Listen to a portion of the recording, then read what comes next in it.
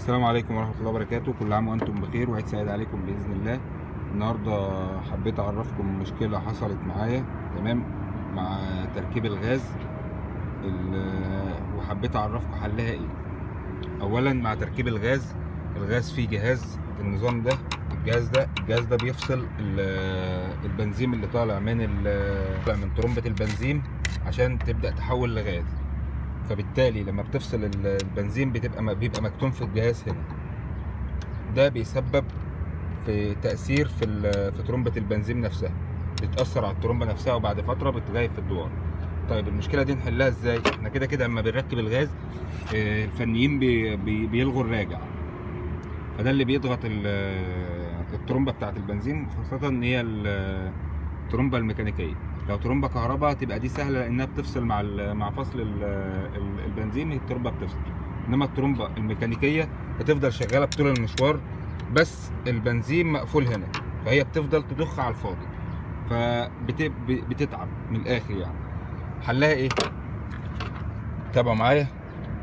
الحل ده انا لسه عامله، قلت اعرفه لكم عشان تعملوا بيه. اولا حل المشكله ايه؟ خلينا مع بعض واحده واحده. ده الخرطوم اللي جاي من التانك نفسه تمام، داخل على الترمبه، وده اللي طالع من الترمبه. المفروض ان هو طالع رايح لحد الكالبراتير، بس قبل ما يروح للكالبراتير بيعدي على المحور ده، على السولونايد ده، عشان السولونايد ده يقفل البنزين وقت ما تيجي تشغل الغاز. طيب اول ما ده ما بيقفل البنزين بيوقفه هنا. طبعا دي شغاله زي ما هي، فبالتالي البنزين مكتوم. فبنعمل ايه؟ ده مشترك غاز اللي هو الانابيب الغاز يعني. طيب المشترك ده وظيفته ايه؟ اولا احنا ده خرطوم الراجع. خرطوم الراجع كده بيتقفل اول ما بنركب الغاز. الفني بيطبب الخرطوم ده وبيطببه في الكالبراتير، كده مفيش راجع للعربيه اساسا، فبتتكتم الترمبه. طيب احنا عايزين نعمل لها راجع، هنعمل لها ازاي؟ هنقص الخرطوم ده من هنا ونركب المشترك بارتفاع نخليه لفوق كده تمام، ونركب معاه الراجع هنا، ونركب الراجع زي ما حضراتكم شايفين كده بالظبط. ادي المشترك تمام، ده اللي جاي، الخرطوم اللي جاي من ترمبة البنزين ورايح على السولونايت اللي هو بيقفل تمام، او الكونتكتور.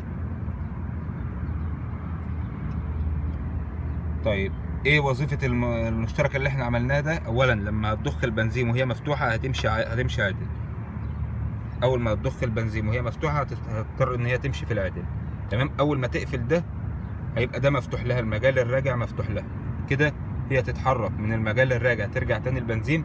اذا فاحنا ما تعبناش الترمبه وخليناها تمشي تاني، لان الترمبه دي بتضغط نفسها بنفسها لما بتبقى قافل لها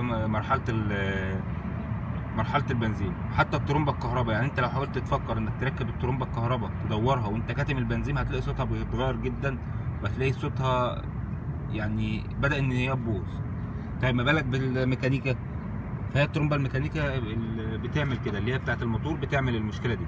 فحلها الوحيد ان احنا بنركب مشترك بتاع انبوبه غاز، مشترك غاز.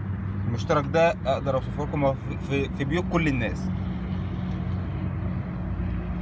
المشترك ده اللي هو بتوصل فيه مثلا السخان والبوتاجاز بانبوبه واحده، بيبقى مشترك طالع كده منها، المشترك عامل حرف تي. بتركب العدل بتاعه مع الخرطوم العادي، وترجع تاني اللي هو الحرف التي بتاعه المشترك الثالث تركبه. شرط لازم يكون مرفوع لفوق بالشكل ده، لازم يكون الراجع مرفوع لفوق، لان طول ما المجال بتاعها مفتوح فهي هتمشي عادي.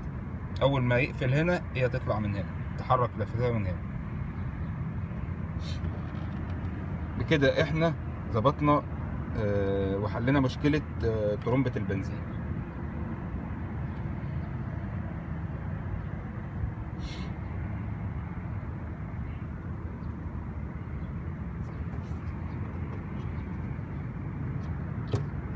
في نهاية الحلقة أتمنى أنكم تكونوا استفدتم، وشكرا لكم جميعا، والسلام عليكم ورحمة الله وبركاته. كل عام وأنتم بخير.